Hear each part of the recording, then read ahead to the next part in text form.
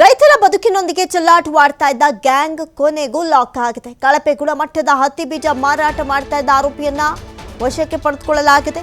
ಯಾದಗಿರಿ ಜಿಲ್ಲೆಯ ಶಹಾಪುರ ತಾಲೂಕಿನಲ್ಲಿ ಆರೋಪಿಯನ್ನ ವಶಕ್ಕೆ ಪಡೆದುಕೊಳ್ಳಲಾಗಿದೆ. ಆರೋಪಿ ಗುರುಲಿಂಗಪ್ಪ ನೂಲಿ ಶಹಾಪುರ ಪೊಲೀಸರ ವಶಕ್ಕೆ. ಇನ್ನು ಬಂಧಿತ ಆರೋಪಿಯಿಂದ 8.37 kg ಹತ್ತಿ ಬೀಜವನ್ನ ಜಪ್ತಿ ಮಾಡಿಕೊಳ್ಳಲಾಗಿದೆ. ಯಾಕಂತ ಹೇಳಿದ್ರೆ ಇವೆಲ್ಲವೂ ಕೂಡ ಈತ ಕಳಪೆ ಬೀಜವನ್ನ ಮಾರ್ತಾ ಇದ್ದ ಅನ್ನುವಂಥದ್ದು. ಹತ್ತಿ ಬೀಜ ರೈತರಿಗೆ ಕಳಪೆ ಗುಣಮಟ್ಟದ ಈ ಹತ್ತಿ ಬೀಜವನ್ನ ಈತ ಮಾರ್ತಾ ಇದ್ದ ಅನ್ನುವಂತಹ ದೂರುಗಳು ಕೇಳಿ ಬಂದಂತಹ ಹಿನ್ನೆಲೆ ಪಕ್ಕಾ ಮಾಹಿತಿಯ ಮೇರೆಗೆ ಕೃಷಿ ಅಧಿಕಾರಿಗಳು ದಾಳಿ ನಡೆಸಿದ್ರು.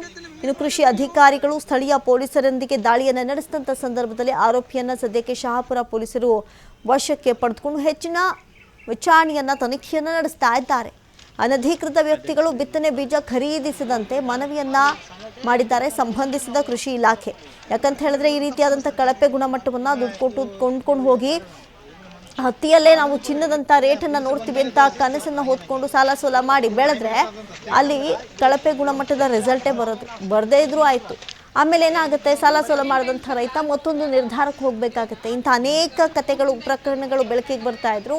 ಇಂಥ ಮೋಸ ಮಾಡುವಂಥ ಜಾಲಗಳು ಕೂಡ ಮತ್ತೆ ಉಟ್ಕೊಳ್ತಾ ಇರೋದು ನಿಜಕ್ಕೂ ವಿಷಾದನೀಯ. ಸದ್ಯಕ್ಕೆ ಅಧಿಕೃತ ಮಳಿಗೆಗಳಲ್ಲಿ ಖರೀದಿಸುವುದಕ್ಕೆ ಈ ಸಂದರ್ಭದಲ್ಲಿ ಕೃಷಿ ಅಧಿಕಾರಿಗಳು ರೈತರಿಗೆ ಮನವಿ ಮಾಡಿದ್ದಾರೆ.